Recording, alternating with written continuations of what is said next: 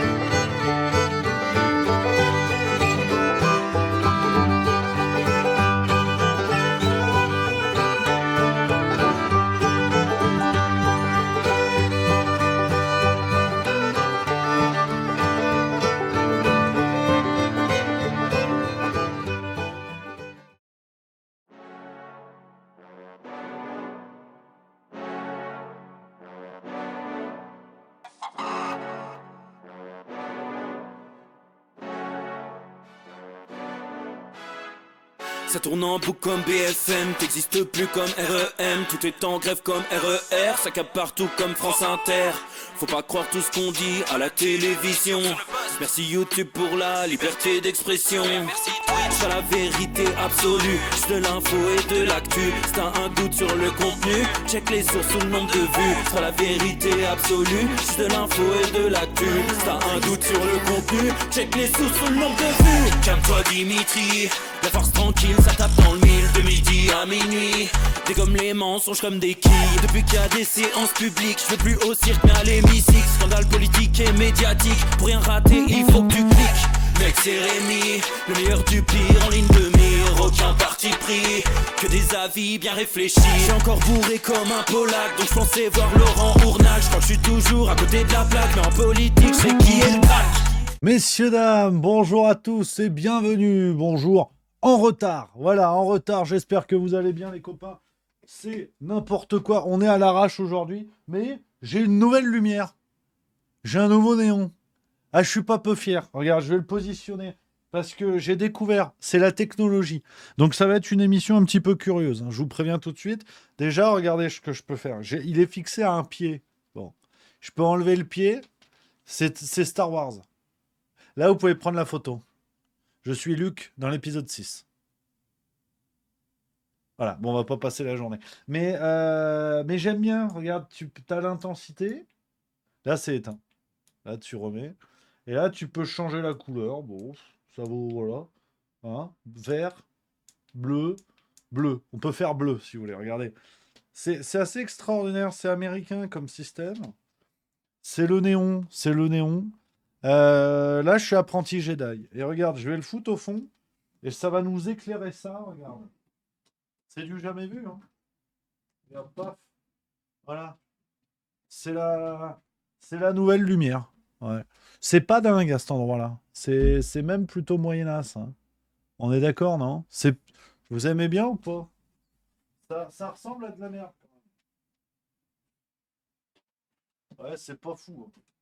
C'est pas le. Il m'en faudra un autre de l'autre côté pour que ce soit vraiment le Brésil. J'aime les lumières. J'aime les néons. J'aime la luminosité. Regarde. Ça va baisser. Ça. Lui commence à m'emmerder. Celui-ci, regarde, paf. Ah, et là, je suis éclairé de main de maître. Là. C'est pas mal, là, regarde. Il n'y a pas un côté squeezie un peu, là? T'as vu? Non, c'est joli. Vous aimez bien ou pas? Ça fait mal aux yeux. Ouais, c'est vrai que ça fait mal. Si je mets comme ça, regarde. Vous l'avez un peu moins dans la tronche étage. Ouais, c'est pas fou. Hein. Non, je décore le truc avec vous. Je décore avec vous. Non, c'est pas dingue à l'arrière. C'est pas dingue. Ouais, voilà. Il y a Louli qui dit bof. C'est vrai, c'est bof. Ouais, je suis pas convaincu non plus de cette histoire. Est-ce que c'est pas de la merde, finalement? Est-ce que je me suis pas planté? Attends, regarde. C'est le bordel. Parlez entre vous, j'arrive, hein, bougez pas. Voilà, si je mets là, vous voyez plus, là, regarde. C'est sympa, là, non? C'est mieux, non? On voit le bleu, c'est bien, le bleu. Regarde. Paf. Regarde, on va mettre... Ah non, ouais, bon, merde. Ça m'emmerde. Voilà. Bon. Voilà. C'est pas dingue. C'est pas dingue, voilà. C'est pas l'invention du millénaire. Mais il m'en faudrait un autre là-bas, peut-être. Peut-être un vert, ce serait pas mal. Comme ça, on serait vraiment dans Star Wars. Si, c'est joli, là, le bleu. Ah, déconnez pas, c'est sympa. Sympa. Ah, il y a Philanthrope qui dit nul, je quitte ce live. Ah, vous le savez, hein, c'est une émission particulière. Surtout qu'aujourd'hui, on va parler cinéma américain. Et comment qu'elle s'appelle? Marine Tondelier, ce qui est pareil, ce qui revient à peu près au même. Très intéressant, et je fais un bisou, il y a M Badbeat qui dit « Je viens de télécharger Twitch juste pour suivre ton direct et je vois Rémi en train de s'amuser avec des lumières. » Ben, bienvenue dans Juste Bistrot, camarade. Ah non, c'est... Ah, je vous le dis, je suis... là, ça y est, là. Il y a les vacances qui sont en train d'arriver. Dans ma tête, je suis en vacances. Ah, j'en ai plein le cul. Ah, je suis fatigué. J'en ai marre. J'ai envie d'aller en Vendée manger des fruits de mer, voilà. Road to cachalot, quoi. Voilà. Alors, je prends vos... En plus, on va papoter, attention. On va papoter, on va être sérieux aujourd'hui. Non, c'est beau, j'aime bien le bleu, moi, j'aime bien. Je prends vos petits messages, les copains. On va se faire pas mal de petits sujets sympatoches aujourd'hui. J'ai des petites séquences qui vont vous plaire. Il y a qui d'autre?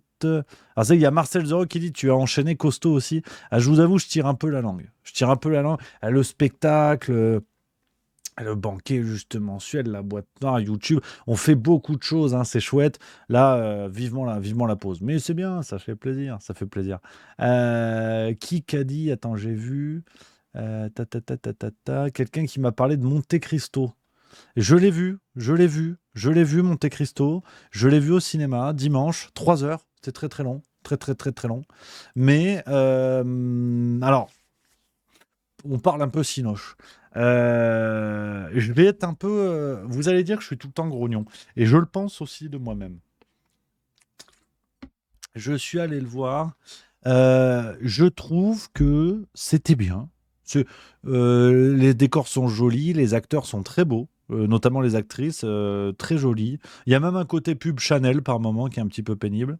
Le film se tient bien. Franchement, 3 heures, j'avais peur. J'ai regardé ma montre une seule fois. Donc, tu vois, c'est dire, hein. Donc non, non, j'étais vraiment agréablement conquis, pardon. Et par contre, je dois vous avouer un truc. Donc on parle du film Le Comte de Monte-Cristo, hein, pour ceux qui déboulent. Je dois vous avouer un truc. J'ai du mal avec Pierre Ninet. C'est terrible.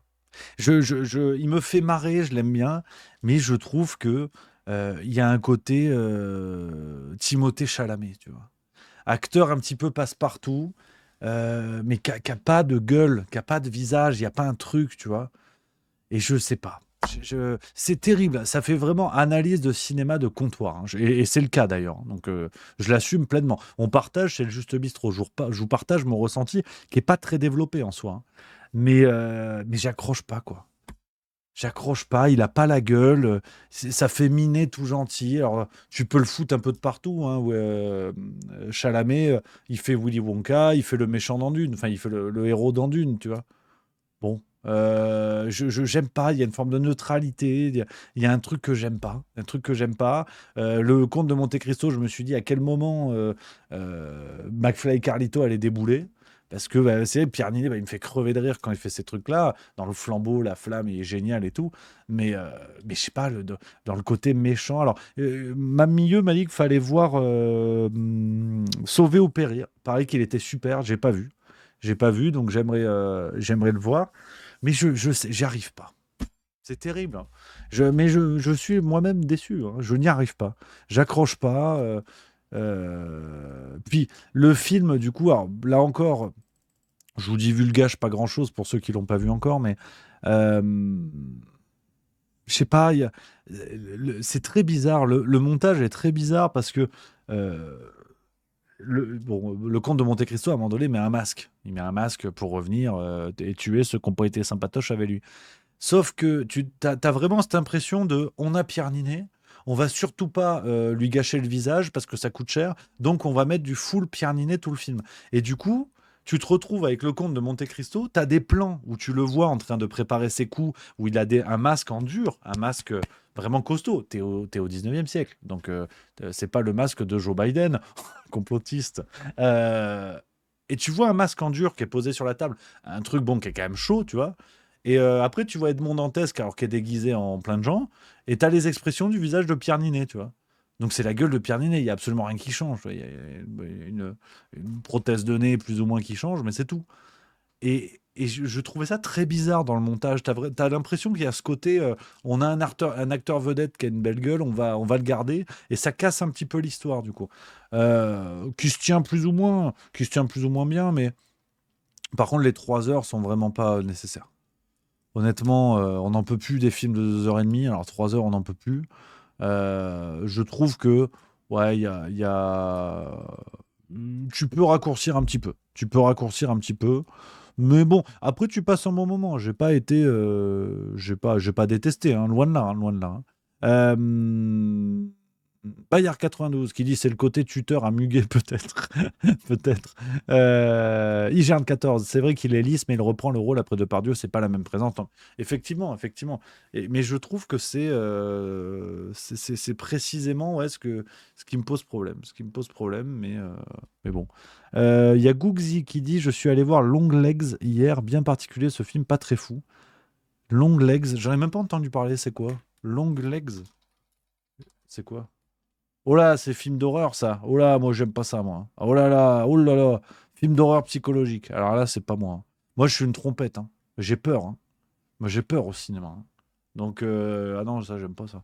Dark Joke 76. Ninet, effectivement, est drôle et c'est vrai que même si je l'aime bien, il ne me chamboule pas émotionnellement dans ses interprétations, mais ça reste un très bon acteur. Ouais, j'accroche pas. Tu vois, pourtant, dans le conte de Monte Cristo, il est en phase de. Enfin, dans les autres personnages, il y a. Lafitte, comment il s'appelle? Lafitte, qui est de la comédie française aussi. Merde, c'est Lafitte, c'est ça? Merde, je me rappelle plus.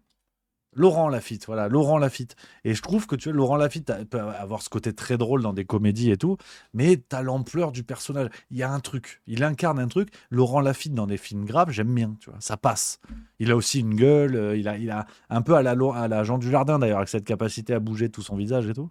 Et ouais, non, enfin bref, voilà, petit ressenti de Cinoche. Là, j'aimerais y retourner bientôt. Il y a plein de trucs que je veux voir. Ah oui, bah, il y a le fameux, on en avait parlé, les amis, hein, le fameux film To the Moon sur l'homme a-t-il marché sur la Lune? Apparemment, peut-être pas. Donc, ils en ont fait un film. Ça, faut que j'aille le voir. Euh, Qu'est-ce que j'ai vu d'autre? Ta ta ta ta ta ta. Il y a Deadpool. Deadpool, c'est sympa aussi, Deadpool. J'aime bien, ça me fait marrer, ça. L'Empire. Ça a l'air complètement barré, tiens. Je vais vous montrer la bande-annonce. L'Empire avec Lucchini. Ça a l'air complètement ouf. Je vous montre la bande-annonce, puis après on avance un petit peu sur l'actualité parce que c'est quand même le but de l'émission. Regardez, ça c'est l'Empire. Alors ça c'est sorti en Suisse cette semaine. Ça doit être sensiblement pareil en France, j'en sais rien. Regardez. Les temps sont proches. Sire, vous voici enfin parmi nous. Ne tardons pas. Nous livrons bataille pour la cause dont vous êtes la souveraine. Ici, sur la Terre. Vous avez pas vu un ovni? Un quoi? Un ovni. Les humains sont attachants. C'est pour cela que nous allons envahir la Terre tout entière. Le prince des ténèbres doit être enlevé de la surface de la Terre. Celui qui touche à mon Freddy, il y a 2 pieds à sa gueule. L'entreprise est vouée à l'échec. La gendarmerie sur le coup. Mais les humains, Johnny, sont nuls.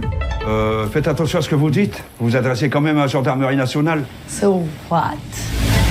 Les forces adverses sont redoutables. Même si on est ennemi, t'es vraiment belle. Tu veux que je te la dégage? S'ils ont la force, on a la sagesse.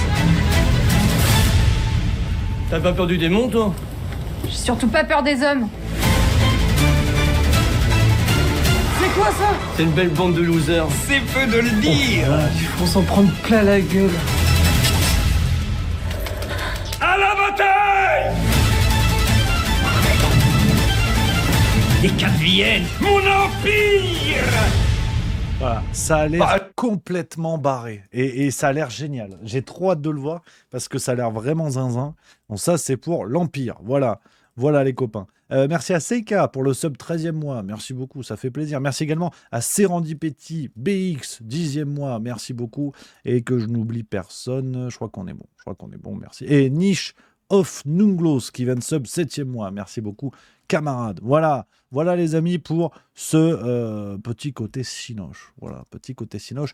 Mais on va enchaîner. On va enchaîner. J'ai des trucs sympas à vous montrer. Et déjà, je crois qu'on tient une entrée dans le classement des pompes à vélo. Ouais, des Golden pompes à vélo. On pouvait le deviner. Benjamin Morel, parce qu'il était. de Courson. Il a multiplié quand même les petits trucs un peu sympas. Mais là, aujourd'hui, regardez. Sébastien Delogu à l'Assemblée nationale, donc ça y est, la nouvelle composition de l'Assemblée. La tradition veut que le Benjamin de l'Assemblée, à savoir un député RN actuellement, serre la main de tout le monde et regardez ce qu'a fait Delogu. Benjamin Morel, un mot de Charles de Courson.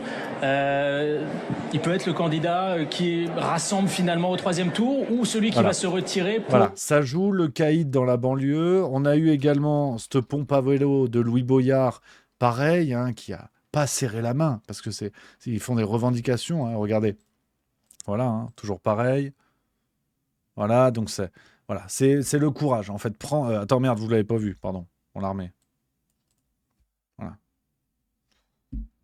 Voilà. Et le Louis Boyard qui a tweeté, regardez, hein, il a tweeté, on ne serre pas la main à l'extrême droite, jamais, voilà. Alors, allez vous faire cuire le cul. On va, voilà, vraiment aujourd'hui, on va pas passer par des analyses musclées pendant des heures. J'ai du retard, faut être efficace. J'ai une nouvelle lumière, faut aller. C'est l'esprit lumière. Non, allez vous faire cuire le cul. Mais vraiment, mais ce spectacle. Les mecs jouent au Front Populaire, les mecs jouent à la lutte contre le fascisme. Mais vous êtes dignes des rats du Remblai, quoi. Vous êtes digne du caniveau. Mais vraiment, se prendre pour des résistants parce qu'on ne serre pas la main à l'Assemblée nationale à un député RN, mais franchement, Quelle bande de trompettes. Pas foutu de trouver un Premier ministre, pas foutu d'assumer les promesses vis-à-vis du peuple, et ils font ça, on n'en peut plus. Enfin, je vais pas me réénerver, je veux pas comment dire, enchaîner à chaque fois la France Insoumise. De toute façon, vous n'avez pas besoin de moi pour voir que c'est n'importe quoi. Il y a Bibi7844 qui dit « J'ai voté à gauche, mais j'avoue que j'ai le seum que Boyard ait été élu. » Ça me fait plaisir, ce que tu dis, au moins ça me rassure. C'est universellement une pompe, tu vois. Sweetie Smiley qui dit « Rien à voir avec le sujet, mais dans ta dernière vidéo, tu voulais des adresses de brasserie en Vendée. Ah oui, avec grand plaisir. Grand plaisir. Agor2 qui me connaît bien, qui dit accent du Sud en fond, Rémi est énervé. Ah, mais clairement, ça m'énerve. Franchement, ça m'énerve. Honnêtement, mais. Et oui, et qu'une dune 73, c'est juste, qui dit et hop, une pièce de plus dans la victimisation du RN. Mais oui, en plus, c'est hallucinant. C'est contre-productif au possible. Contre-productif au possible. Ça rend dingue, ça rend dingue. Et Sweetie Smiley, donc ça c'est important, ça c'est les infos importantes qui dit à 5 minutes du Puy du Fou, tu as la brasserie Mélusine à Chambéry. Sinon, un peu plus loin, environ 35 minutes, tu as la brasserie Sans Façon à la Seguinière ou encore la brasserie La Rombière à Beaupréau. Voilà, oui, avec plaisir. Avec plaisir, je vais faire ça. Je vous dis, j'ai hâte d'être en vacances. Je vais pas vous mentir, j'ai posé à partir de vendredi prochain, pas demain, celui d'après. Donc dernier Juste Bistrot, jeudi prochain. On va faire un truc, on va faire une connerie. Je vais être tout nu, je vais acheter plein de lumière, je sais pas ce qu'on va faire. Peut-être qu'on pourra jouer à Ni Oui Ni Néon. Alors, une autre séquence. Alors, je vais vous montrer le débat en entier. Il y a un autre petit passage, mais qui m'a gonflé. Mais j'en peux plus d'elle aussi, mais j'en peux plus. C'est Marine Tondelier. Ah là là là, j'en peux plus. Alors déjà hier, bon, je lui ai mis quelques petits coups, j'en pouvais plus. Yannick Jadot avec un. J'ai perdu ma vanne alors qu'elle était bien, un brushing, voilà. Yannick Jadot avec un brushing.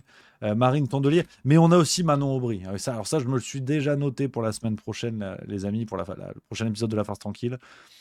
Vous avez Manon Aubry, alors pareil, mais j'en peux plus de ces têtes d'affiche. Mais mon Dieu, pourvu qu'un jour on dégage tous ces clowns et qu'on mette des vrais politiciens qui sont pas là pour les TikTok et les tweets.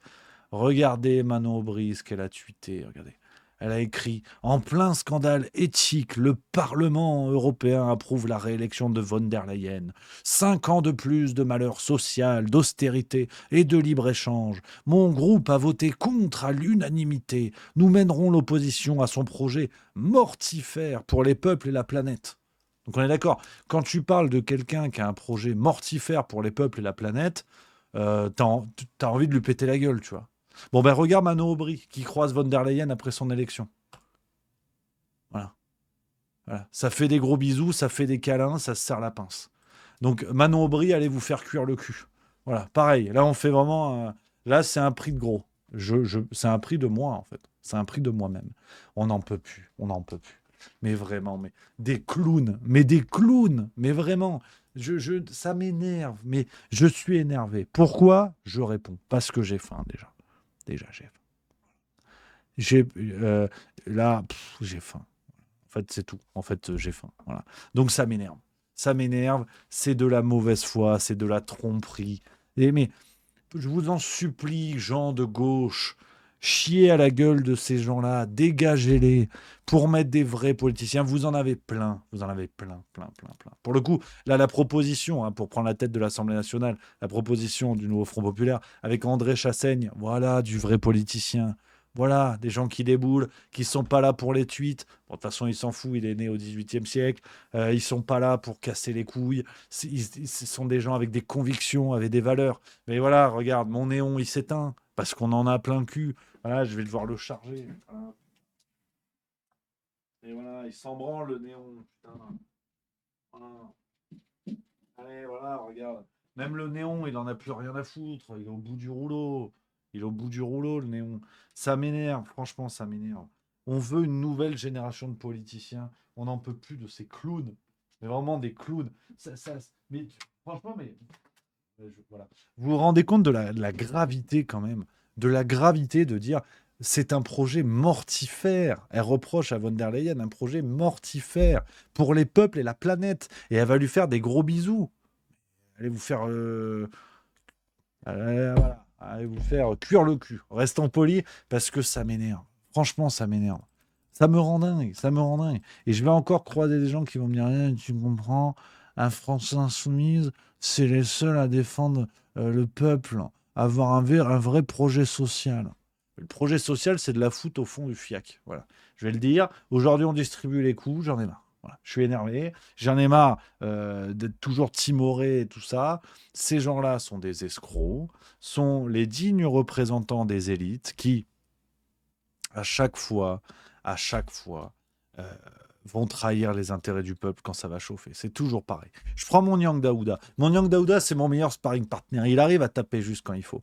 Qui dit j'ai pas compris, Rémi, quand ils ne serrent pas la main, ça ne va pas. Et quand ils le font, ça ne va pas non plus. Tu as tout à fait raison. Et tu me permets justement de faire une vraie différenciation. Quand le nouveau Front populaire prétend lutter contre le fascisme en France, tout le monde sait qu'il n'en sait rien, qu'il n'en est rien. Tout le monde sait que c'est clairement un chantage au fascisme, comme le disait Lionel Jospin lui-même, un théâtre. Donc c'est clair. On parle d'un RN où on fait mine de pas serrer la main parce que vous comprenez, machin, la lutte, le fascisme, tout ça. Quand il s'agissait de voter ensemble les lois pour le Covid, il y avait du monde. Quand il s'agissait de voter ensemble certaines lois qui arrangent les uns les autres, là, il y a du monde. Donc, tout ça est de la supercherie. Par contre, von der Leyen, on connaît le projet politique de von der Leyen. On sait les scandales dans lesquels elle a mouillé et participé.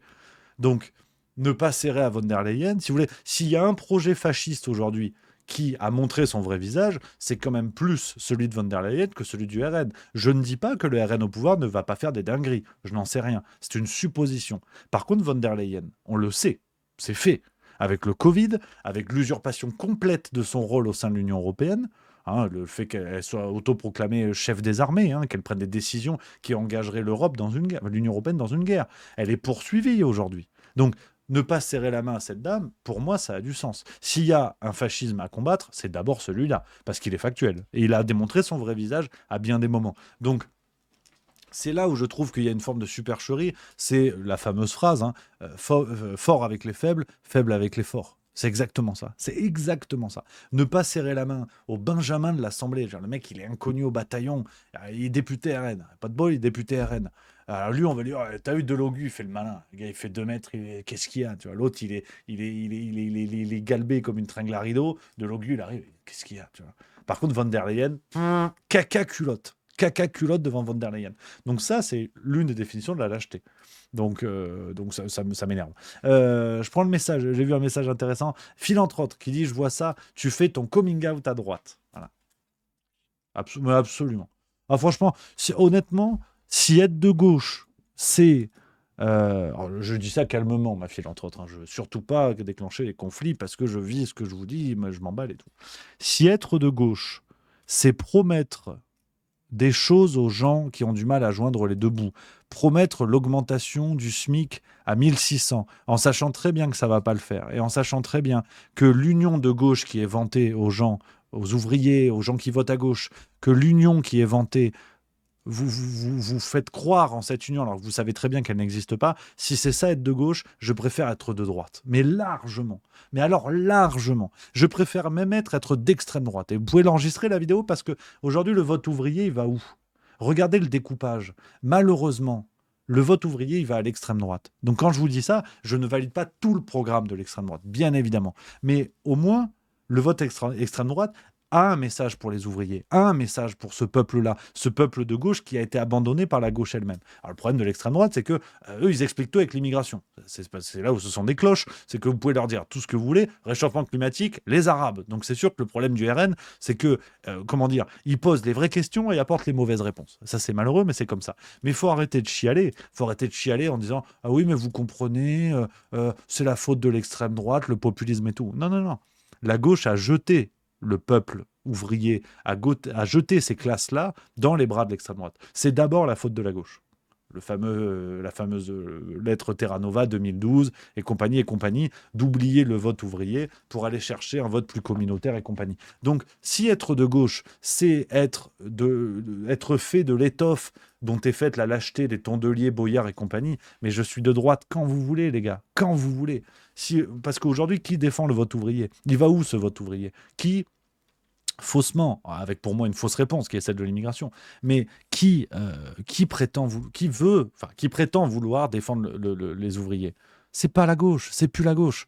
Aujourd'hui, Tondelier, Faure, ils sont occupés à trahir comme il faut, ils sont occupés à préserver leur précaré, et ils sont occupés sur des luttes qui ne font plus du tout le jeu des ouvriers, le jeu des classes populaires. Donc arrêtons les conneries, arrêtons les conneries.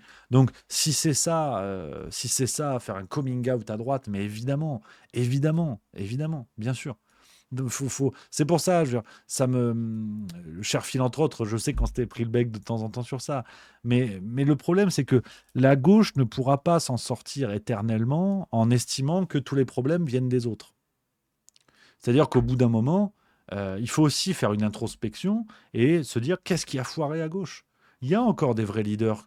Un Ruffin, par exemple, est beaucoup plus pertinent. Si la gauche l'était réellement, si aujourd'hui ce qu'on appelle la gauche en France était réellement engagée, ils mettraient un Ruffin à leur tête, à la tête du NFP. C'est pas brillant. Il y a plein de choses à reprocher à Ruffin. On est d'accord. Les accointances avec Macron, les bidules, les machins. Mais c'est beaucoup mieux. C'est beaucoup mieux qu'Olivier Faure. C'est beaucoup mieux d'autres gens. Donc ça me rend dingue. Aujourd'hui, pour moi, toutes les têtes d'affiche du nouveau Front Populaire, quasiment toutes sont des trompettes. Sandrine Rousseau, Tondelier, Faure, Bompard, tous ces gens-là sont des trompettes. Mais vraiment, vraiment. Et c'est pour ça qu'il laisse la place. Même Mélenchon, il faut arrêter le massacre aujourd'hui. Sa propre famille politique en pâtit. Hein. C'est pas l'extrême droite qui a fait qu'il y ait des dissidents à la LFI. Hein. C'est pas l'extrême droite. C'est pas la faute de Marine Le Pen si Mélenchon a décidé de ne pas investir des candidats de son propre camp. Hein. Faut arrêter non plus. Faut arrêter avec ça. Non, ça me fatigue. Aujourd'hui, je distribue. Il y a Éric Levillain qui dit « Je sais que tu es chiant, Rémi, surtout quand tu as raison. » Attends, il y a mon Yang Daouda encore qui m'en a mis une petite. C'est un peu court quand même de résumer la gauche à Tondelier et Boyard, Rémi, juste milieu. Non, je suis d'accord, mais tu connais, en fidèle de chez fidèle, tu connais la distinction que je fais d'habitude, c'est que déjà, parlons de la gauche post-mitterrandienne comme le fait Michéa. Je ne parle pas de la gauche dans son histoire, qu'on soit bien d'accord. Et vous le savez, je l'ai déjà dit plusieurs fois, quand je critique la France Insoumise, quand je critique aujourd'hui le Nouveau Front Populaire, je pense d'abord aux têtes médiatiques qui sont là pour se sauver le fiac. Et on voit bien, et on le voit, hein, je veux dire, ils ne sont pas foutus de trouver un accord. Les mecs se comparent au Front Populaire, ils sont bien plus proches des ch'tis à Mykonos en termes d'entente. Donc c'est ça, hein, qu'on soit bien d'accord là-dessus, ce sont les têtes d'affiche. Le programme du Nouveau Front Populaire, je l'ai dit dans La Farce Tranquille, il y a plein de choses que je trouve très positives. Il y a plein de promesses que je trouve positives. Mais malheureusement, ils les ont faites en sachant très bien que ce serait inapplicable et en sachant très bien qu'ils n'étaient pas unis.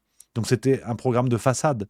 C'est ça que je critique, c'est d'avoir joué avec l'espoir des gens. C'est pour ça, je pense qu'on est d'accord. En plus, toi, mon Yang Daouda, voilà, en fidèle de chez fidèle, tu sais les distinctions que je peux proposer par rapport à ça. Et que quand je tape sur le Nouveau Front Populaire, je tape sur les têtes d'affiche. Il y a plein de gens convaincus qui sont derrière, qu'on voit moins, mais qui sont super. Il y a plein de militants sur le terrain qui ont fait tout ce qu'ils pouvaient et pour qui, effectivement, c'est une victoire. C'est un bon score. Mais aujourd'hui, regardez ce qu'il en est. Si la France Insoumise se tire, le RN est premier, et bien premier, solidement premier. Donc ils n'ont pas le choix. Je sais que ça fait mal à mes amis de gauche, ça fait mal aux copains, mais il faut reconnaître un truc, c'est que pour battre l'extrême droite, la gauche a été obligée de s'allier avec plusieurs partis. Donc vous êtes foutus. Que vous le vouliez ou non, vous êtes foutus. En l'état. C'est ça. Alors, j'en appelle aux amis du Juste Bistrot qui sont plutôt NFP, plutôt gauche et tout. Ce serait intéressant d'avoir votre point de vue. Mais je pense qu'aujourd'hui, électoralement, vous êtes foutus. Vous êtes obligés de faire des alliances. Ça s'est vu aux législatives 2022, ça s'est vu aux législatives 2024. En l'état, avec ces têtes d'affiche-là, vous êtes foutus. Il va falloir trouver d'autres gens, il va falloir accepter d'ouvrir la pièce en gardant les mêmes convictions, les mêmes idées. Et là, ça peut faire mal. Là, ça peut gagner. Mais aujourd'hui... Mais est-ce que Mélenchon peut encore espérer gagner en 2027 ? Je suis pas certain. Il y a Stan822 qui dit « N'oublie pas de rester au juste milieu, Rémi. » Mais pour moi, je te dis ça, si tu veux, parce que j'ai compris que quand je parle trop d'un parti, des gens pensent que du coup, je m'acharne, il faut équilibrer. On est d'accord, les amis. Quand je vous dis ça sur la gauche, pour moi, c'est un constat électoral. Enfin, je quitte pas le juste milieu en vous disant ça. Le NFP est une alliance de partis pour battre l'extrême droite. Il n'y a pas de parti pris dans ce que je vous dis. C'est factuel. Ça, c'est une chose. Et du côté du Rassemblement national, pour moi, la piste qui est en train de se dégager, on en a fait un article sur le site internet de Juste Milieu, c'est la trahison de Bardella d'ici 2027. C'est le journal du dimanche qui l'a dit là, ce week-end. Bardella a compris que pour arriver au pouvoir et faire du Mélanie, c'est-à-dire Macron, mais avec on n'aime pas trop les Arabes, mais c'est faux. Tu vois, économiquement, ce sera la même chose. Bardella a compris qu'il doit trahir. Et il dégagera Marine Le Pen. Peut-être qu'il n'aura même pas besoin de le faire si elle est condamnée à la fin d'année avec son procès pour l'histoire des assistants parlementaires. Donc ce serait une aubaine pour Bardella, c'est qu'il aurait un boulevard. Marine Le Pen peut prendre par exemple une peine d'inéligibilité, par exemple, quelque chose comme ça. Et ce sera une autoroute. Parce que le système ne peut pas se mettre du jour au lendemain à défendre quelqu'un affilié à Le Pen. C'est pas possible. Parce qu'ils se trahissent très souvent, ils passent pour des abrutis très souvent, mais là, ce serait trop vite, trop tout d'un coup. Trop vite, trop fort. Ce serait les Jeux Olympiques de la trahison, tu vois. Donc le système médiatique et politique ne peut pas se rallier à quelqu'un qui est trop proche de Le Pen, qui est une sorte de bidon radioactif. Donc il faut dégager Le Pen. Mais après, vous inquiétez pas, quand Bardella sera tout seul, peut-être dans son propre parti, mais le système va se ranger derrière lui parce qu'en face, il y aura, à mon avis, l'extrême gauche qui sera la France insoumise ou une autre formulation de la France insoumise. On ne sait pas vraiment. Hein. Est-ce que les dissidents vont faire quelque chose derrière Ruffin? Est-ce que la France insoumise va continuer à exister avec toujours Mélenchon en 2027? Ça, j'en sais trop rien. Mais je pense que le système va nous raconter une nouvelle histoire qui sera il faut affronter l'extrême gauche, l'islamo-gauchisme, tout ce que vous voulez. Et le candidat le plus avancé risque d'être Bardella. Je vous dis ça, c'est de la science-fiction. Parce qu'on a vu qu'en un claquement de doigts, Macron peut faire n'importe quoi. Enfin, ce qui ressemble à n'importe quoi, mais ce qui semble assez clair dans sa tête. Donc, j'attends de voir. J'attends de voir, si vous voulez. C'est très incertain tout ça. Mais en tout cas, en l'état actuel de ce qui se passe sous nos yeux, je pense franchement que les dynamiques sont là. La gauche est en train de s'écrouler, mais ça je vous le dis depuis 3 semaines, hein. Ne va rester du nouveau Front populaire qui va exploser, ne va rester que la France insoumise qui n'aura pas d'autre choix que rester à l'extrême, on va dire, pour se dissocier. Pas à l'extrême au sens c'est dangereux, vous savez ce que j'en pense. À l'extrême au sens ils ne sont pas comme les autres. La gauche normalisée va se rapprocher de la Macronie, c'est déjà le cas, ils vous le disent, hein, donc il n'y a pas de prédiction dans ce que je vous dis, ils le disent eux-mêmes, hein. Donc ce sera le flotteur gauche de la Macronie, comme dit Pierre-Yves Rougeron. De l'autre côté, vous avez le flotteur droit avec les LR et compagnie, les machins, les bidules. Et restera la supposée extrême droite, mais qu'à mon avis, Bardella conduira en solitaire, peut-être même, avec un ralliement de Marion Maréchal. L'histoire se révèle. Ken et Barbie se reforment, ou se déforment, c'est selon les fins de soirée, et vogue la galère. Vogue la galère, direction 2027, autoroute. Donc, à voir. Après, bon, chasser Le Pen pour récupérer Maréchal, en termes de nom de famille, c'est pas le mieux. Mais bon, ça, voilà, il décide pas. Hein. Donc voilà, j'ai plus d'eau dans les gourdes. Mais non, je trouve que ce qui se passe est intéressant. On vit une page de l'histoire politique de la France, les amis. On vit une page de l'histoire politique de la France. Et effectivement, hein, il y a Ed de 2912 qui dit Bardella Hanouna, on en parle. Il y a eu cette histoire, hein, je ne sais pas si vous l'avez vu passer. Bardella qui a été invité par Hanouna. Voilà, regardez.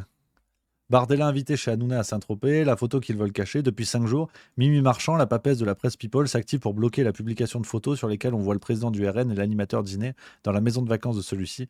Des clichés qui en disent long sur cette proximité que les deux hommes aimeraient garder secrète. Ça aussi, c'est clair, c'est très intéressant. Très intéressant. Non, mais on analyse un petit peu tout ça, hein, si ça vous va, les amis. C'est du commentaire un petit peu à chaud, hein, ça vaut ce que ça vaut, mais je trouve ça très chouette parce que c'est bien la preuve que Bolloré est au clair là-dessus. Bolloré est au clair. Il y a une volonté d'amener l'extrême droite au pouvoir. Je pense que c'est un coup de billard à 2 bandes. Pour moi, Bolloré ne visait pas 2022, il ne visait pas 2024, enfin la législative 2024, il joue pour 2027. Il joue pour 2027, mais ne croyez pas que, à mon avis, et là encore c'est que mon avis, hein, ne croyons pas que Bolloré est dans une démarche de volonté de rupture avec Emmanuel Macron. Vincent Bolloré, c'est le groupe qui détient par exemple une société comme Havas, qui fait des sondages, qui fait des prestations de ce genre, qui est très proche de la Macronie, on le sait. Donc, Bolloré, pour moi, n'est absolument pas un opposant à Macron. L'histoire, la fausse histoire, elle est là. Que Bolloré pousse les intérêts de l'extrême droite, évidemment, bien sûr, c'est clair. Ce qui est pour moi plus un rééquilibrage des médias qu'une extrême droitisation des médias. Ce serait un autre débat, mais je pense que si Bolloré avait été bien plus proche, par exemple, de l'extrême gauche, du communisme ou quoi, ça n'aurait choqué personne dans le paysage médiatique, parce qu'on a déjà cette habitude-là. Donc je pense que Bolloré, il y a eu des bisbilles avec Macron, hein. Il y a Bombab comme 5 qui le rappelle dans le chat, qui dit Bolloré a tourné le dos à Macron à cause des contrats maritimes. Andevel l'explique très bien. Effectivement, il y a des histoires avec MSC, ce qui mouille aussi colère. Il y a cette toile d'araignée qui est en place. Mais in fine, dans les enjeux politiques, dans la vision politique qui est poussée par Bolloré, je vous mets au défi de trouver quelque chose, de trouver des différences en termes économiques, en termes de budget, en termes social. Je vous mets au défi de trouver des différences entre le projet politique poussé par Bolloré, en gros le projet de l'extrême droite, et le projet de Macron. Y a pas de, pour moi, il n'y a pas de différence. C'est des bisbilles d'hommes d'affaires. Effectivement, Bolloré n'a pas aimé le coup que lui a fait Macron. Il veut se venger en mettant quelqu'un d'autre à l'Élysée, mais c'est vous dire ce qu'est devenu la politique française. C'est un monopoly pour milliardaires. Ça, c'est terrible. Nous, en tant que gogo, on s'amuse de l'extrême droite. Mais ils s'en foutent, il n'y a rien à branler, il n'y a pas d'extrême droite. Elle est où l'extrême droite? Et l'extrême gauche, c'est pareil. Quoique non, j'exagère. Quoique la France insoumise au pouvoir, ça fait un peu plus trembler les milliardaires que le RN. Faut quand même reconnaître ça. C'est que sur ce volet-là, on peut leur reprocher plein de choses, mais la France insoumise au pouvoir, ça secoue les milliardaires, les intérêts capitalistiques, ça c'est clair. Mais RN, Macron... Je mets au défi quiconque de m'expliquer où est la différence. Où est la menace pour le capital avec un C majuscule? Il n'y en a absolument pas. Donc non, je trouve ça intéressant. Mais je vous dis ça parce que moi, j'ai un bic 4 couleurs de la CGT. Tu vois. Donc je peux parler, je suis sérieux. Il y a Philanthrope qui dit oui, là Rémi déconne pas non plus. Alors par rapport à quoi Philanthrope? Sur quel élément? N'hésite pas à me dire. Cure le cul qui dit Rémi, je crois qu'on est plusieurs à se demander s'il y aura encore le JT des JO. Je tourne demain matin, ça sort demain soir. Bande de gourmands. Si, c'est le retour demain. C'est la petite surprise que je voulais vous faire. Bah, du coup, c'est niqué, mais voilà. Il n'y a plus de saison qui dit même LFI, s'ils arrivent au pouvoir, ils feront des courbettes devant les Bolloré et compagnie. Je suis pas sûr. Franchement, je pense pas. Il y a pas mal de têtes d'affiche à LFI que je tiens pas en haute estime, mais faut pas déconner. Faut pas déconner non plus. Je pense qu'au compte, Bolloré peut morfler. Tu vois, juridiquement, un Mélenchon au pouvoir, comme par hasard, ça va accélérer les procédures judiciaires contre Bolloré, à mon avis. Les autres milliardaires, je sais pas, mais Bolloré, ça me semble sûr. Donc voilà, quoi. Paysannerie qui dit, tu as la facture de silo, c'est un cadeau de soutien. J'ai eu au Tour de France. Ouais, tu vois, je baille. Et il n'y a plus de saison qui dit, rappelle-toi Jean-Luc Mélenchon à Marseille devant Macron. Ça, c'est vrai. Ça, c'est vrai aussi. Cette fameuse séquence, elle est quand même hallucinante. Donc voilà un petit peu, les amis, ce qu'on pouvait se dire. On enchaîne parce qu'en fait, je vous ai toujours pas montré le truc de Marine Tondelier, mais elle m'a sidéré. Je vous montre une séquence sans commentaire, après on enchaîne.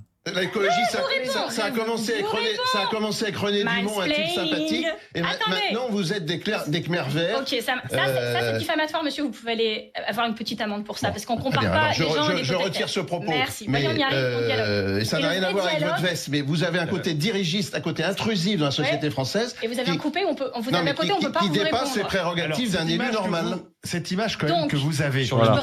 Le mansplaining. Alors, rappelons quand même, objectivité des médias oblige, cette dame que vous voyez là, c'est Flora Gebali, qui était candidate écolo aux européennes. Voilà, si jamais. Sur le même plateau que Marine Tondelier. Voilà, on est bien là sur l'info. Avec René Dumont, un type sympathique. Et maintenant, voilà. Vous êtes des accusation en mansplaining. Voilà, c'est toujours du bonheur. Mais on s'en fout. On s'en fout, les amis. Je voulais vous proposer une petite vidéo sympatoche, 5-10 minutes pour se faire plaisir. Pour se faire plaisir, se creuser un petit peu les neurones aujourd'hui. C'est Pierre Conessa, que vous connaissez bien, évidemment, pour certains, qui a fait une petite vidéo sur la fabrique de l'ennemi par le cinéma américain. J'ai commencé à regarder ça et je trouve ça très intéressant. Je voulais vous montrer ça parce que c'est à la fois d'actualité et passionnant. Donc, on se regarde ça, on papote un peu, et puis voilà. Puis voilà, les amis, un petit react pour continuer l'émission aujourd'hui. inventent simultanément la propagande et la publicité aux États-Unis. La publicité, c'est de la propagande commerciale et la propagande, c'est de la publicité politique. Mais c'est la même méthode. Et l'intelligence du cinéma américain, c'est justement d'avoir toujours masqué le côté propagandiste qui était particulièrement démonstratif quand on regardait les films nazis ou les films communistes, où il y avait une légitimation du système. Tandis que dans la propagande américaine, c'est la légitimation du héros, le héros jacksonien, c'est-à-dire l'individu qui seul contre le système va montrer qu'il avait raison, par exemple. Mais sur votre définition de la propagande, est-ce que la propagande est forcément une construction ? Est-ce qu'elle a été pensée comme telle, y compris pour le cinéma américain, ou est-ce qu'on peut être propagandiste malgré soi ? D'abord, il faut penser qu'effectivement, c'est un produit qui doit sortir des studios. Bon. Ce produit doit répondre à une attente du public. Bon. Et donc, c'est une logique commerciale. L'homme important dans le système américain, c'est le producteur. C'est rarement l'acteur, c'est rarement le metteur en scène. Il y a des producteurs indépendants, mais enfin, les majors, si vous voulez, c'est une logique commerciale. Bon. Donc, c'est une propagande au sens où le producteur est celui qui dit « je sais ce que le public attend ». Et donc le rapport à l'histoire, le rapport à la vérité n'a aucune importance. Le rapport à l'histoire, à l'autre en particulier, c'est simplement que l'autre ne peut être qu'un méchant, un envieux, un ennemi, un criminel, etc., puisque on vit dans le meilleur système du monde. Donc il y a une logique d'auto-légitimation, si vous voulez, dont je vous citerai des exemples si vous le souhaitez, qui sont extrêmement fréquents. Et j'en termine, je fais l'éloge des mauvais films américains, c'est ça ma caractéristique.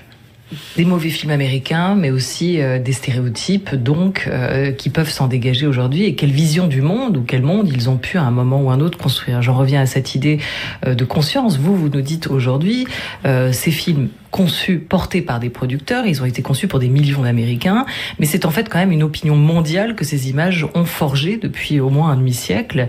C'était pourtant pas la préoccupation première des producteurs.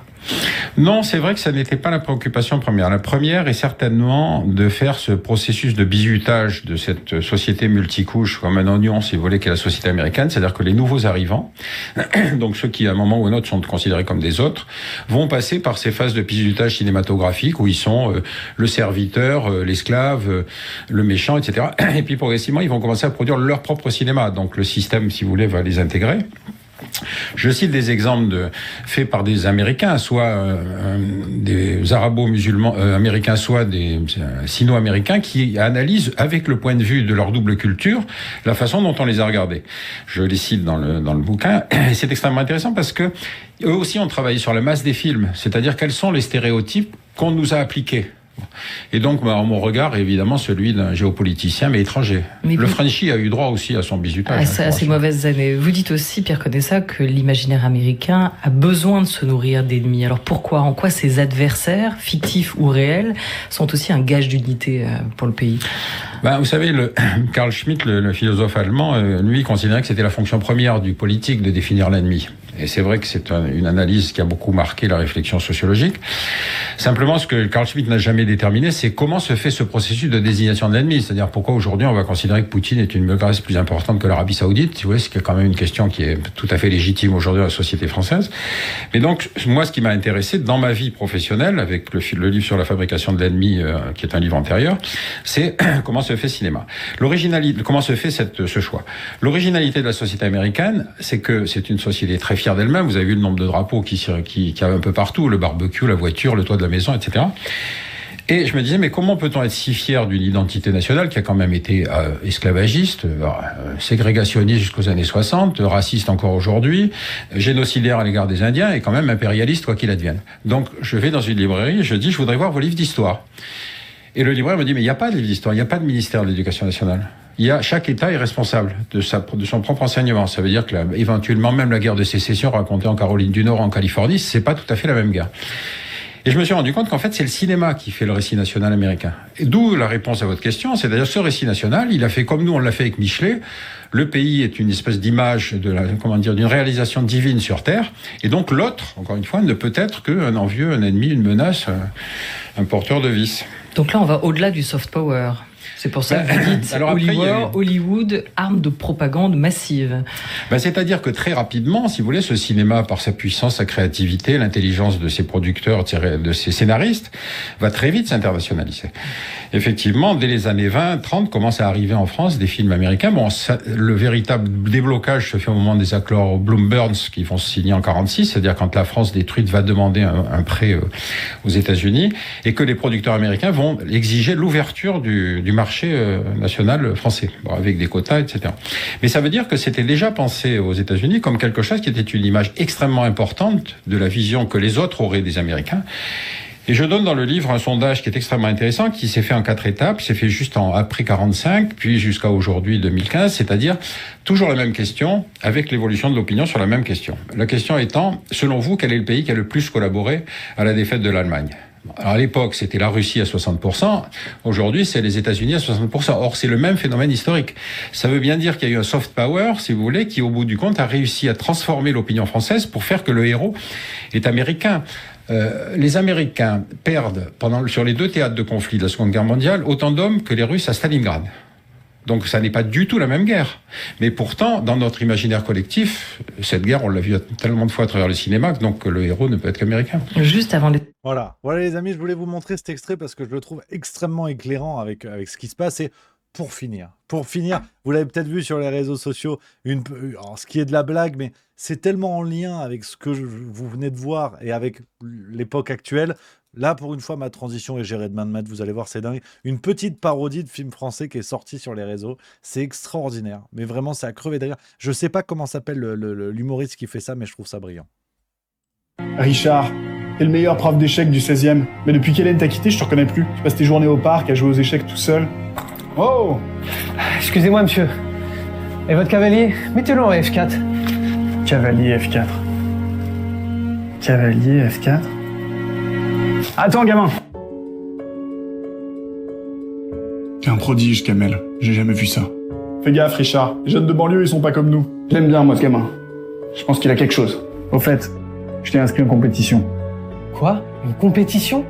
Mais vous savez très bien que c'est pas mon monde du fait que je suis un banlieusard. Eh ben moi, je crois en toi. Tout le monde va se moquer de moi à la cité. Je retourne vendre du shit avec des mauvaises fréquentations. Allez. C'est le grand jour. Alors, Benzema, on a du mal à faire un petit rock? Bien envoyé. On est des bourgeois racistes. Échec et mat, Célestin. Non! J'ai gagné. Grâce à ce film, il y aura moins de racisme en France. Richard!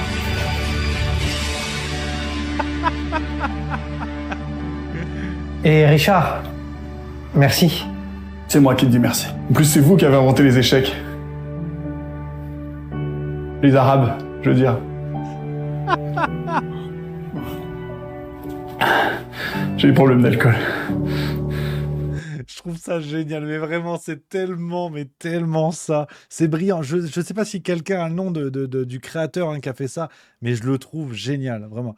Si je crois que c'est lui, attends, Islem Seili, voilà, si je dis pas de conneries, Islem Seili, voilà, comédien stand-upper, alors vraiment, allez voir ce qu'il fait, c'est génial, on fait la pub volontiers, excellent, voilà un petit peu les amis, pour aujourd'hui, je vais terminer là-dessus, je suis Clacos Fromaggio, comme on dit, je vous dis, là, ça va être long, là, la semaine prochaine, tous les soirs, ça va envoyer des coups, là. Déjà que je me prive de Tour de France.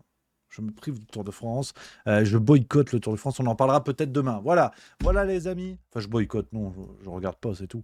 Voilà les amis. Ce qu'on pouvait se dire pour aujourd'hui. Donc demain, 16h30. Le Juste Bistrot, on est vendredi, vous le savez, c'est un petit peu plus tôt. Faut pas déconner non plus. 16h30 et à 18h, le retour du JTDJO, épisode 5.